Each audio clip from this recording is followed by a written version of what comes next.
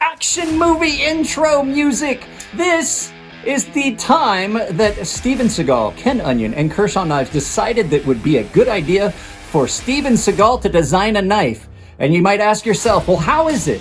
And I will tell you, well, how are Steven Seagal's new movies? It's about that good. So let's take a look at the knife that probably should never have happened.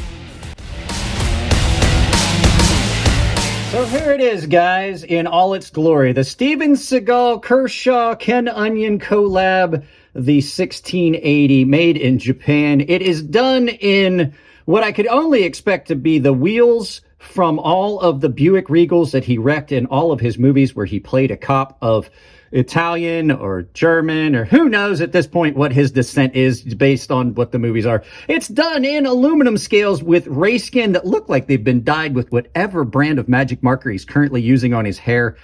I would say that he probably owns a Camaro that is done with a ray skin interior and a black aluminum dash like this with these steel accents that smells like disappointment, unhappiness, broken dreams, and Rally's French fries. Like, that's just what I'm picturing every time I see him. This has got a completely non-functional flipper. This is AUS 8, by the way, AUSA 8 steel. So just one step above the melted wheel wells, probably more closer to the hubcaps off those Buick Regals. It has got a very poorly ground blade that comes down to one of the worst Ricassos I've ever seen. And it is ground with flat spots and recurves and decurves and whatever you want to call them, so badly that it's just horrible. It actually is somewhat sharp, but I'm pretty sure that it's all screwed up because there's nicks and dings in it. In hand, it's an absolute nightmare. Pocket clip is reversible, not that it would matter because you really have a hard time getting it in and out of pocket with this dead fish all over that leather. And I wonder, like, if you carry this and you get sweaty, how does that smell?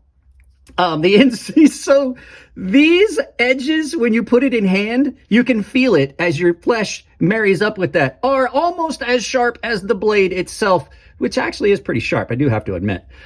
There is nothing but hot spots on this knife. I would like to say that there was a comfortable position to hold this, but there really isn't. There's jimping and sharpness everywhere. You could cut yourself on this so easily. Look at how sharp those edges are, and then these, not at all softened anywhere. But I mean, why would he? It's Steven Seagal. There's nothing soft about the man. The only good thing, really, that I found is the thumb studs. The thumb studs are actually pretty good.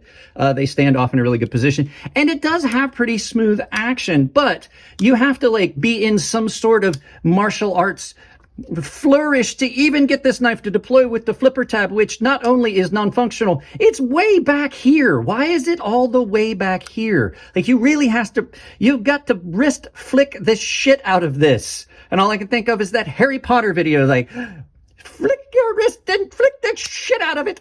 That's all I can think of. It's just possibly one of the worst knives, and they went to the trouble of using high-end materials like ray skin leather, but they couldn't even get these cut out to size. You can see there's big gaps and everything on this. I'm not sure what they were thinking, and I'm pretty sure that they discontinued this knife because the people in Japan were like, we're not making this anymore. And I will try to get my wife on film to talk about it, but she really doesn't like to be recorded. My wife is Japanese, born and raised, lived in Japan until we got married and moved here. She said that she doesn't know what that says. She's like, it's kanji. It says something close to Bushido, but they did it wrong. It's like written wrong. So you can see the edge on it. Look at how bad the edge is on this. So these are fairly rare. Thank goodness. That means that most of you will never have to hold this knife in your hand. So it's just so bad. Like, you know what? I'm sure that they dyed this with whatever, like I said, whatever he used to do. Is this a fish? Is that pocket clip a fish? I don't want to look at this anymore. I'm going to send you guys to the outro. Not a real long video, just a lot of fun. I haven't done anything just for fun for a long time. God, this is bad. I'm going to send you out about your day. Hopefully you don't watch this in the morning because it's going to ruin your afternoon. Guys, there was absolutely a lot of parody in that, but the fact is, this knife's not very good. It could have been done so much better. It just has some design flaws with it that come from somebody that doesn't know how to design a knife, designing a knife. I guarantee it was just a shameless way to try and capitalize on his popularity at the time. This 1680 is one of the rarer Kershaw knives. And I know why, because they probably made some of them. And the guys, because like I said, I mentioned that this was made in Japan. They probably were like, we're not doing this anymore. Even to the point where my wife could not understand the kanji that's on. Guys, that's it on this one. I'm going to tag, you heard me talk about Jason Brandt in this. I'm going to tag him in this so he can see it. Maybe he'll enjoy it as well, because he always likes a bad Steven Seagal movie. So if you like the videos, give them a thumbs up. If you don't like them, give them a thumbs down. But please try to tell me why I can't change the content if you don't tell me what you don't like.